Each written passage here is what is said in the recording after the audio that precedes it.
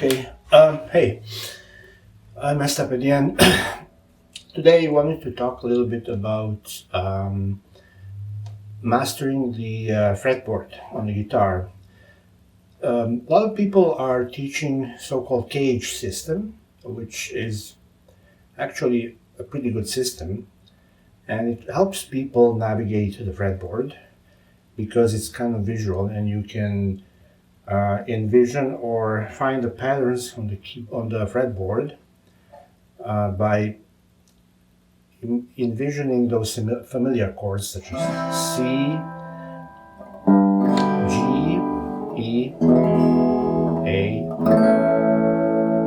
actually C, A, G, E, D, caged. And that's great. However, the problem is that as soon as you start moving up the neck, if you don't know what notes are found on each string and the fret, the cage system is not going to help you. Because let's say I am, for example, I have to play the F chord, which is this is on the first fret, but I will go up and I want to do F chord up there. So this is basically, I find the tone note F here.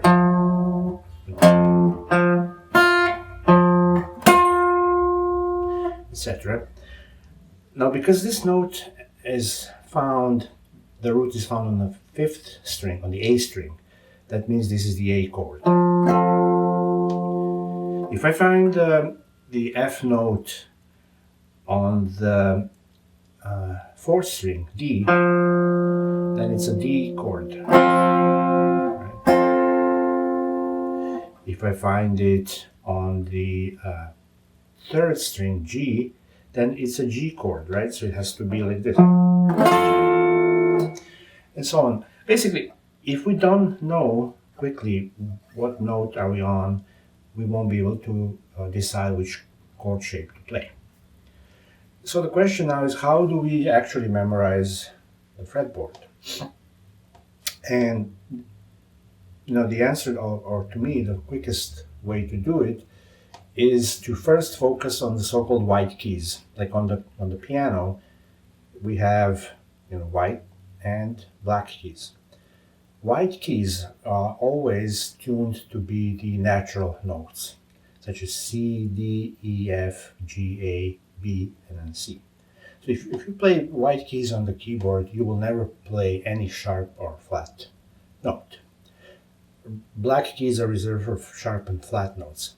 But rather than trying to memorize, the chromatic scale and where all these flat and sharp notes are, it's better to learn on the guitar where are the white key notes. So if I'm looking at the C, this is the C, this is the C, this is the C, C, C, and so on. Same as with any other note. All the open strings are natural. E, A, D, G, B, E again. And then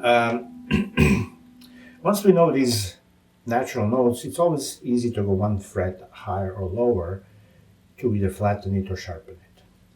So what is the exercise, for example, to be able to memorize that? I would go with probably arpeggiating. And in this case, I would stay, or I will stick with the C tonality. So C chord, these are all natural, there are no sharps or flat notes. And then it goes.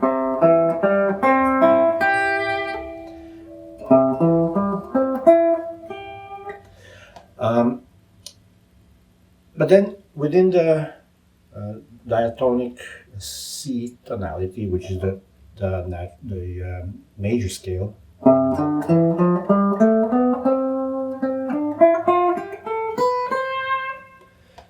we can have, for each note on the scale, we can have a corresponding chord or a triad. So the first, the root C's, and then the second, the D's, is D minor, E minor, then we go F major, then we go G major, then we go A minor, then we go B diminished, and finally C.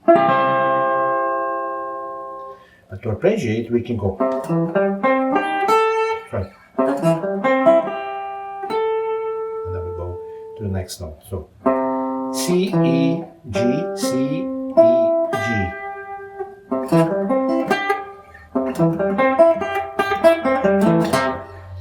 Then moving on to D, we go.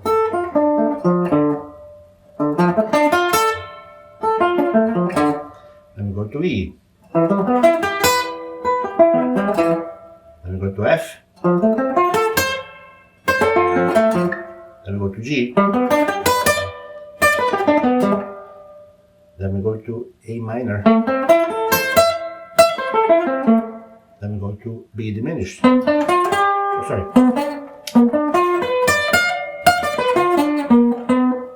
I messed up, sorry. And finally C. So we can go.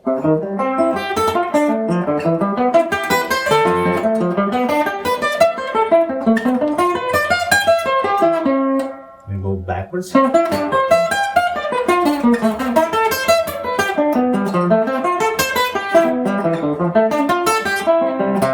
Oh, sorry. So it's a nice exercise.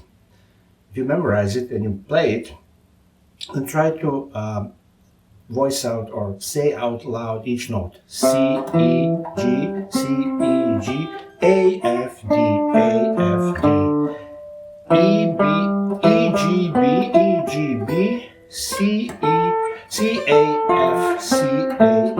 Then I go G, B, D, G, B, D, E, C, A, E, C, A, B, D, F, F, G, E, C, G, C.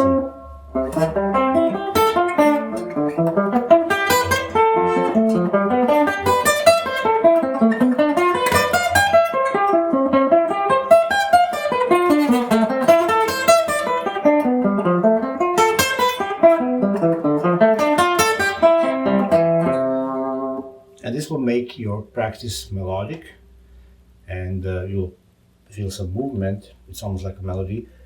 You will eventually memorize these notes. Once you know these notes, and we have covered from here all the way to here, then you can always go like C sharp, 1 fret higher, and you know that this is D sharp or E flat, etc. So practice for now these, C, D, E, F, G, A, B, C. Until next time, keep practicing, and then we'll introduce a bit more elaborate arpeggios that will open up the fretboard, so you will eventually know every note you hit on the guitar. Bye bye.